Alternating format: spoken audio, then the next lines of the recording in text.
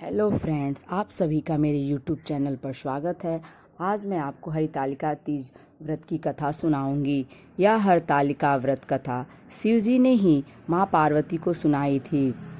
शिव भगवान ने इस कथा में माँ पार्वती को उनका पिछला जन्म याद दिलाया था। हे गौरा, पिछले जन्म में तुमने मुझे पाने के लिए बहुत ही छोटी उम्र में कठोर तप और घोर तपस्या की थी। तुमने ना कुछ खाया और ना ही पिया, बस हवा और सूखे पत्ते चबाए। जला देने वाली गर्मी हो या कंपा देने वाली ठंड, तुम नहीं हटी, डटी रही। बारिश में भी तुमने जल नहीं पिया। तुम्हें इस हालत में देखकर तुम्हारे पिता दुखी थे। उनको दुखी देखकर नारद मुनि आए और कहा कि मैं भगवान विष्णु के भेजने पर यहाँ आया हूँ। वह आपकी कन्या से विवाह करना चाहते हैं। इस बारे में मैं आपकी राय जानना चाहता हूँ। नारद जी की बात सुनकर आपके पिता बोले, अगर भगवान विष्णु यह चाहते हैं तो उन्हें कोई आपत्ति नहीं, परंतु जब तुम्हें इस विवाह के बारे में पता चला तो तुम दुखी हो गई। तुम्हारी एक सहेली ने तुम्हारे दुख का कारण पूछा तो तुमने कहा कि मैंने सच्चे मन से भगवान शिव का वरण किया है, किंतु मेरे पिता ने मेरा विवाह विष्णु जी के साथ तय कर दिया है। मैं विचित्र धर्म संकट में हूँ। अब मेरे पास प्राण त्यागने के अलावा कोई और उपाय नहीं बचा है। तुम्हारी सखी बहुत ही समझदार थी।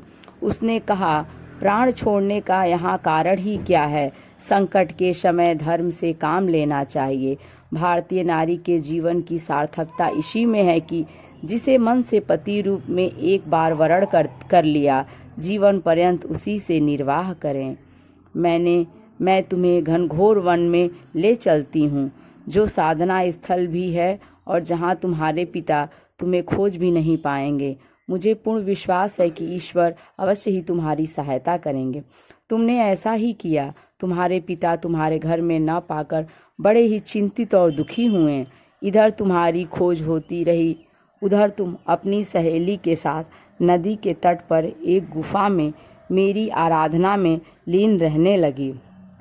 तुमने रेत के शिवलिंग का निर्माण किया। तुम्हारी इस कठोर तपस्या के प्रभाव से मेरा आसन हिल उठा और मैं शीघ्र ही तुम्हारे पास पहुंचा और तुमसे वर मांगने को कहा। तब अपनी तपस्या के फलीभूत मुझे अपने समक्ष पाकर तुमने कहा, मैं आपको सच्चे मन से पति रूप में वरण कर चुकी हूँ। यदि आप सचमुच मेरी तपस्या से प्रसन्न होकर यहाँ पधारे हैं तो मुझे अपनी अर्धांगिनी के रूप में स्वीकार कर लीजिए। तब तथास्तु कहकर मैं कैलाश पर्वत पर लौट गया। उसी समय गिरिराज अपने बंधु बांधवों के साथ तुम्हें खोजते हुए वहाँ पहुँचे। तुमने सारा वृत्तांत बताया और कहा कि मैं घर तभी जाऊंगी अगर आप महादेव से मेरा विवाह करेंगे। तुम्हारे पिता मान गए और उन्होंने हमारा विवाह करवाया। इस व्रत का महत्व यह है कि मैं इस व्रत को पूर्ण निष्ठा से करने वाली प्रत्येक स्त्री को मनवांछित फल देता हूँ। इस पूरे प्रकरण में तुम्हारी सखी ने तुम्हारा हरण किया था, इसीलिए इस व्रत का नाम हरतालिका व्रत हो गया। इस व्रत से जुड़ी एक मान्यता यह भी है कि इस व्रत को करने वाली स्त्रियां पार्वती जी के समान ही सुखपूर्वक पति रमण करके शिवलोक को जाती हैं। सौभाग्यवती स्त्रियां अपने सुहाग को अखंड बनाए रखने और अविवाहित युवतियां मन मुताबिक वर पाने के लिए हरितालिका तीज का व्रत करती हैं। इस दिन व्रत करने वाली स्त्रियां सूर्योदय से पूर्व ही उठ जाती हैं और नहाकर पूरा श्रृंगार करती हैं। पूजन के लिए केले के पत्तों से मंडप बनाकर गौरी शंकर की प्रतिमा स्थापित की जाती है।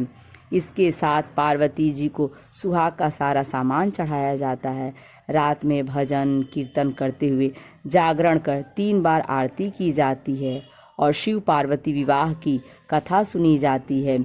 इस व्रत के व्रती को शयन का निषेध है, इसके लिए उसे रात्रि में भजन कीर्तन के साथ रात्रि जागरण करना पड़ता है। प्रातःकाल स्नान करने के पश्चात श्रद्धा एवं भक्तिपूर्वक किसी सुपात्र सुहागिन महिला को श्रृंगार सामग्री, जो भी वस्त्र, खाद्य सामग्री, फल, मिष्ठान एवं यथाशक्ति जो भी आभूषण का दान करना चाहिए।